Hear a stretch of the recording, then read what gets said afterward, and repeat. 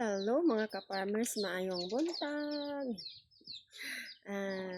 Pwede kayong kaasuha ka-farmers kaya nanilhig ko diyong nanaob ko mga ka-farmers kaya parang dili kakaon o manok. Unya, magluto tayo ng akong sudan ka-farmers.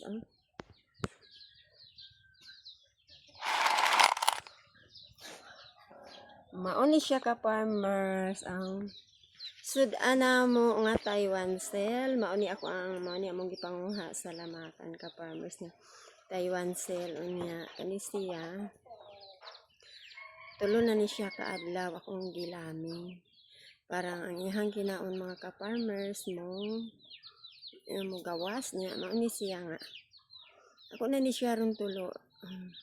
Lutoon ka-farmers, ako ni siya ang adobohon.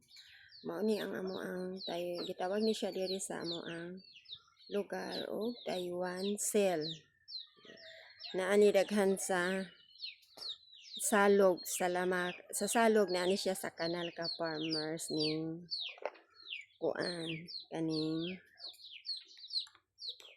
Taiwan cell. Nadagko kayo ka farmers Perti kayo siyang kadagko ang Taiwan cell. Dagko ni siya pud og unod. Sa una maguni siya diri ka farmers gibuhi ni siya. Unya buhi ni siya sa puno.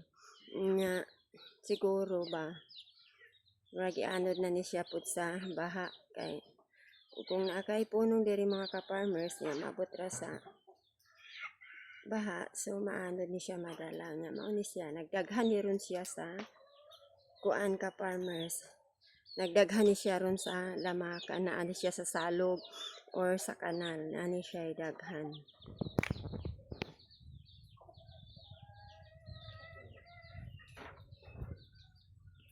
Kani mauni siya ka farmers.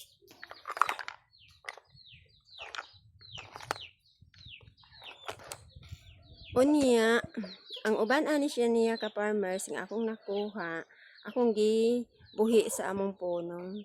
Akong giipon sa tilapia, di siguro ni siya maunsa kay giipon ako sa among puno nga naay tilapia. Kay para pud ni siyang mudaghan atong among ang puno. So naa na mi ma-harvest, dili na pud ni manguha sa lamakan kay diya sa lamakan ka farmers daghan jud kaayong manguha og ingon ani nga Taiwan cell. Daghan jud kaayong manguha dinha ka farmers og Taiwan cell. Kay adobohon guni siya ka farmers, lami kaayo ni siya.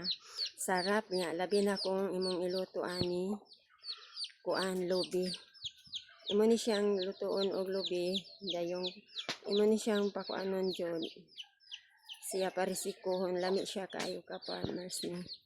Mao ni nagdaghan diri sa among lugar sa lamakan or sa salog sa mga kanal. Magbangag ni siya ka farmers sa kilid. Ato ni siya sa kilid mga ka farmers sa simento magbangag. Og dinhi na lang taman. Salamat sa inyong paglantaw. Thank you for watching. God bless.